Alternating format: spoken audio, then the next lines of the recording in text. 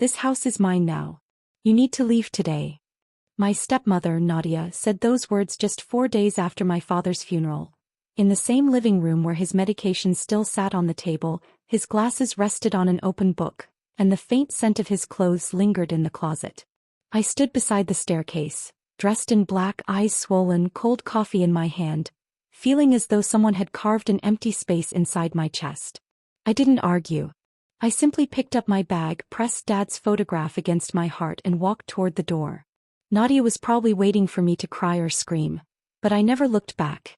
That night, I sat in my car in a Walmart parking lot a few miles from our quiet New Jersey suburb. Rain tapped steadily against the windshield. I held a drive-through coffee between both hands, but it couldn't warm my fingers. I had nowhere permanent to stay. My friend Megan texted that I could come to her apartment, but I couldn't bring myself to answer. Nadia's voice kept echoing through my mind. This house is mine now. That house wasn't just brick and wood. I had painted the white front door myself. Dad and I planted the maple tree in the backyard when I was 16. The basement wall still had pencil marks showing how tall I had grown each year. After my mother died, that house became the only place where I still felt safe. Then Dad married Nadia. At first she spoke gently, bought me sweaters from Target, and insisted she wasn't trying to replace my mother. I never treated her like an enemy. I only wanted Dad to stop feeling so alone. 2 years after their wedding, Dad's company shut down. He wasn't old, but finding another job proved harder than he expected. There was still a mortgage, homeowner's insurance, property taxes.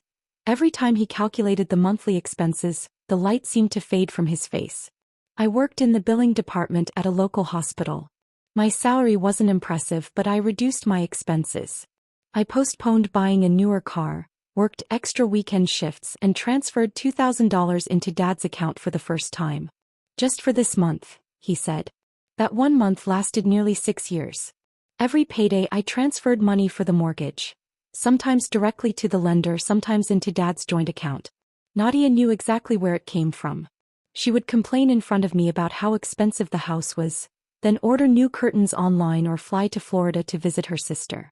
I stayed quiet because Dad would pull me aside and say, "Keep the peace, Emily. I'll pay back every dollar." I didn't want the money back. I only wanted to protect our home.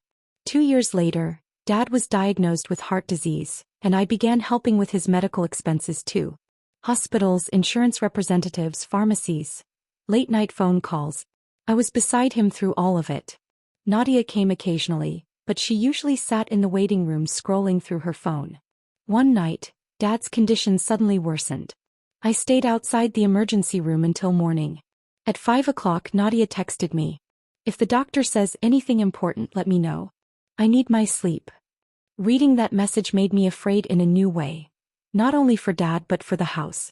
That same week I asked him to have an attorney review his property documents and will. He gave me a tired smile and squeezed my hand. "Everything is taken care of," he said. "I haven't forgotten you." But after his death, Nadia claimed there was no updated will. His old will didn't clearly address the house, and because she was his legal wife, she considered herself its sole owner. She changed the locks, stuffed my belongings into garbage bags, left them outside the garage, and warned that she would call the police if I returned. I spent 2 nights on Megan's couch. On the 3rd night I couldn't sleep. I quietly went into her kitchen, made coffee, and opened my laptop. It was almost 2 in the morning. The street outside was deserted, except for the occasional headlights passing across the window. I began downloading 6 years of bank statements. One transaction after another appeared. The mortgage company, property taxes, homeowner's insurance, repair bills, the roof replacement, the heating system, even the final 3 mortgage payments I had made while Dad was hospitalized. I opened a calculator. When the total appeared, I stopped breathing for a moment. $146,320. The next morning, I took the day off and met with a property attorney named Daniel Morgan. He examined every record, then asked whether I had any messages or emails from Dad. I pulled out my phone. Years of conversations were still there. Payment received. "Thank you, sweetheart. This house survived because of you. I'm going to speak with an attorney about your share." In one email, Dad had attached refinancing documents. The paperwork described my payments as a family contribution toward ownership. Daniel went quiet for several seconds. Then he explained that this was no longer only an inheritance dispute. I had substantial evidence that I held a financial interest in the property. When Nadia received the legal notice, she called me immediately. Her voice was still sharp, but panic now trembled beneath it. "Your father is barely in his grave and you're already suing me?" I looked through Megan's window. Children were riding bicycles outside. A mother was unloading grocery bags from her car. Ordinary life continuing as though my entire world hadn't collapsed.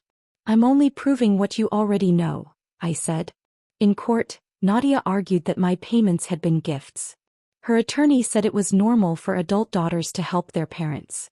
Daniel presented my bank records, Dad's messages, the refinancing documents, and a spreadsheet listing the date and amount of every payment. Then something surfaced that even I hadn't known existed. The mortgage company's archives contained a signed letter from Dad. After becoming ill, he had written that I was the home's primary financial contributor and that my name was supposed to be added to the title once the mortgage was fully paid. He had been hospitalized before completing the process. The judge immediately prohibited Nadia from selling or transferring the property. After weeks of proceedings, the court recognized my financial ownership interest. Nadia was given two options: pay me the documented amount plus the value of my legal share, or sell the house and give me what I was owed. She couldn't afford the first option. Eventually we reached a settlement. The house was transferred to me, and I paid Nadia the limited amount determined to be her lawful share. 2 months later I stood before that same white door. The locks had been changed again, but this time the key rested in my palm. Inside, the house felt empty and unfamiliar. Nadia had taken most of the furniture. Dad's glasses, however, remained in a drawer, probably because she considered them worthless. I held them against my chest and finally let myself cry. That evening I placed a chair beneath the maple tree. The setting sun filtered through its leaves. I made another late-night coffee, set Dad's photograph beside me, and opened the lender's final confirmation. The mortgage had been paid in full. The house was silent, but its silence no longer threatened to swallow me. I turned on the porch light, opened a window, and let the cool air drift inside. Then I whispered, "I'm home now." If Emily's journey touched your heart and reminded you that truth can survive even the deepest betrayal, please like this video and subscribe to the channel. Your support helps us share more powerful stories of courage, healing, and hope. Thank you sincerely for watching until the end and being part of this community.